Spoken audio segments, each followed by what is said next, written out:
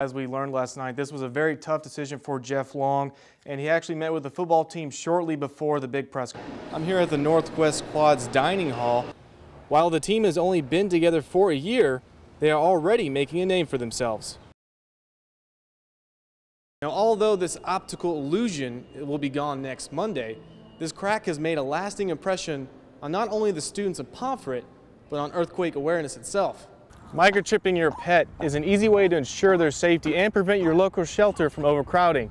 It might even be what brings your pet home. As we learned last night, this was a very tough decision for Jeff Long, and he actually met with the football team shortly before the big press conference.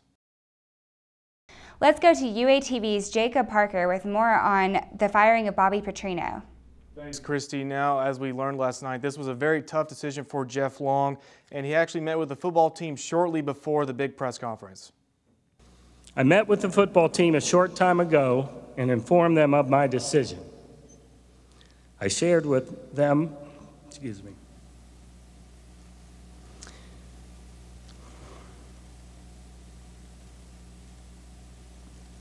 shared with them my disappointment in having to make the difficult decision. I asked them to try to remain focused on their academics and finishing spring practice. Now, as you heard, Jeff Long, a very emotional man last night at the press conference. He really took this to heart. He said it affected a lot of families, a lot of people, and he is very sorry for what happened. Long also expressed that this was Petrino's fault, no one else's. It was his alone. He made these decisions knowingly to lie to Jeff Long and the university. And he also said that this is going to put a negative publicity spin on the University of Arkansas, and it's going to take time to heal. Now, as the new coaching search, it has begun last night after the press conference, is what Jeff Long said, and it's going to take as long as it needs to.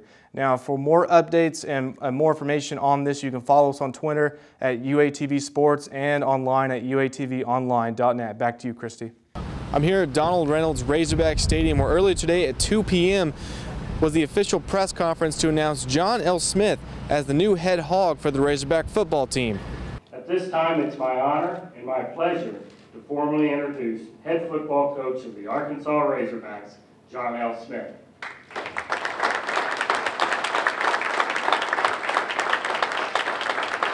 Thank you very much. Appreciate it. 63-year-old Smith is entering his 40th year of coaching and 19th as a head coach. He agreed to sign a 10-month agreement with a compensation of $850,000 for this next football season.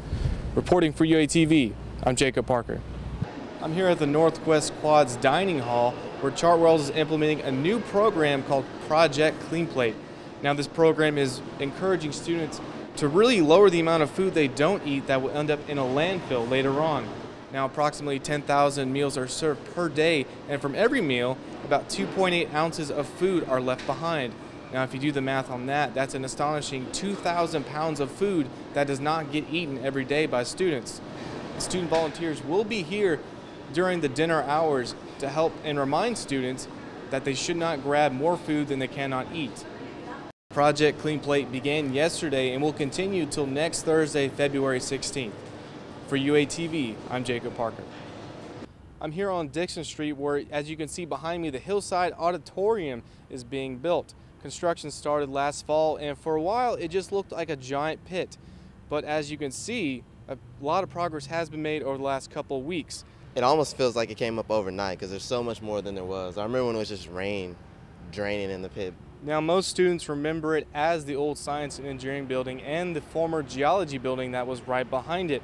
The Hillside Auditorium is planning to have two auditoriums, one with 488 seats and another with 272. Now, the estimated cost of this building project was around $13 million, which is being funded from bonds supported by the student facility fee. From UATV, I'm Jacob Parker.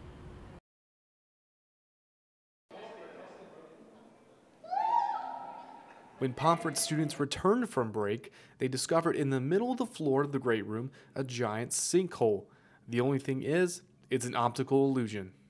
It's pretty awesome. I remember walking up the stairs and seeing it, and I was like, what in the world is this doing here? And then seeing the signs up there and learning it's about earthquakes. So I came in here and I was like, oh my gosh, this does look real. So I was tempted to actually jump into it, see if it actually do a cannonball into it, but It is actually a realistic 3D painting of a giant sinkhole to promote earthquake safety awareness. This is a part of a national campaign called the Great U.S. Shakeout Campaign. The people that organize emergency management on campus felt it was important that we get involved and start teaching our students more and more about it. Because we don't know where the earthquake activity is going to go in Arkansas, and we do live fairly close to a major fault line. The biggest message they wanted to get across was when in an earthquake, drop, cover, and hold on. I don't know of anybody that didn't walk through here and ask, what is this for? Who did this? Who painted it? So they ask questions, and it's real simple to work in the message while we're talking to them about the crack in the floor. Now, although this optical illusion will be gone next Monday, this crack has made a lasting impression on not only the students of Pomfret, but on earthquake awareness itself. So for UATV, I'm Jacob Parker.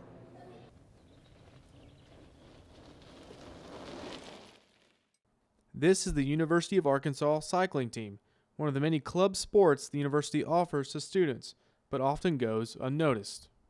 You get that team feeling. You get it's a huge team thing, and it's a lot of fun just having everybody with you, and going down to the races in Texas and Oklahoma. These riders have won 7 medals so far and are anxious to compete against the professionals in the Joe Martin stage race this weekend. I'm just super stoked about it, especially because it's so close. It's right in our backyard. While the team has only been together for a year, they are already making a name for themselves. The teamwork that we put into it and the camaraderie, wow, sorry. I don't know, just working together and getting the wins, because you can't really do it without the team. It's really difficult. It's definitely been a team sport, and it's been amazing to see how our team has grown over the past semester. We basically started from nothing this past August, and we put a lot of work into it. We've come a long way, won a lot of medals. These cyclists will continue to ride and compete for the University of Arkansas, grabbing your attention one race at a time. For UATV, I'm Jacob Parker.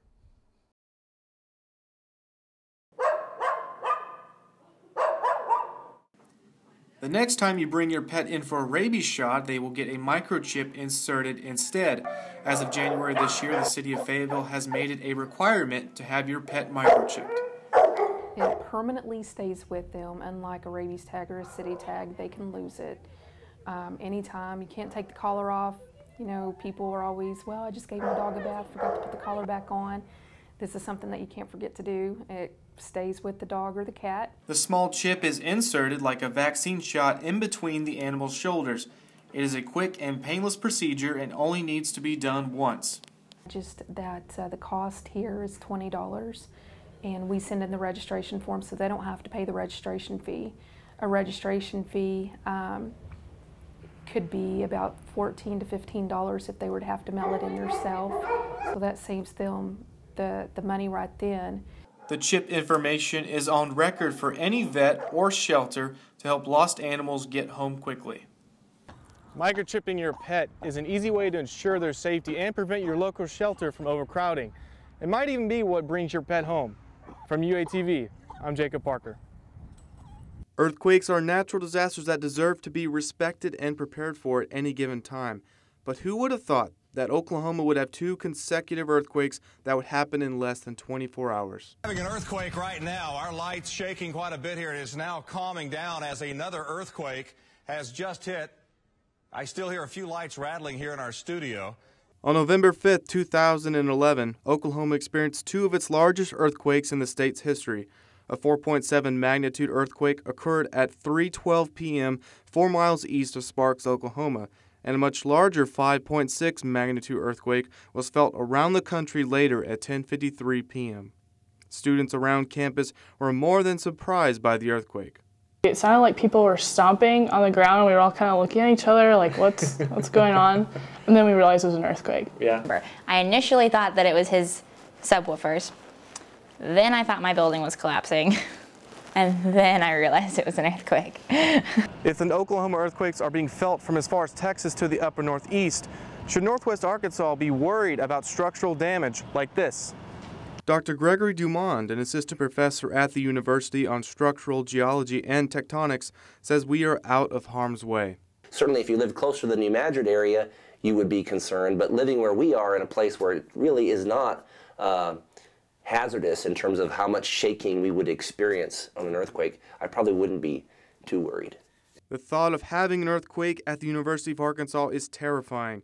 We can now start to breathe a sigh of relief. For UATV, I'm Jacob Parker.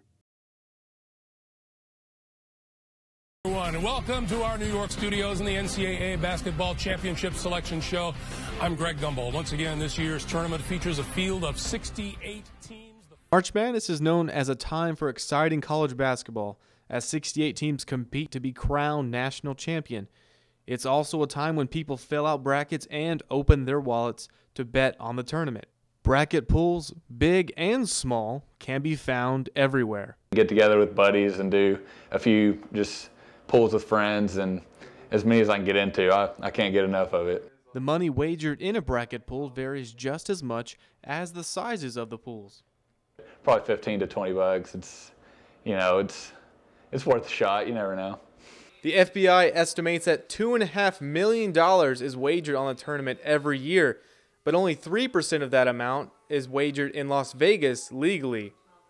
Basketball pool fans can also submit their brackets on sites such as ESPN.com, CBSSports.com, and many others for chances to win cash prizes. I really think it's just the excitement of the tournament. I mean, you have 3 weeks in March where, you know, everyone's just in a frenzy trying to fill out the perfect bracket. You have people that don't even care about sports that are like, oh, bracket, I'm pair up which mascot I like the best. For ESPN alone, about 6 million brackets were filled out online last year, and after the first day of the tournament, only 317 remained perfect. For UATV, I'm Jacob Parker.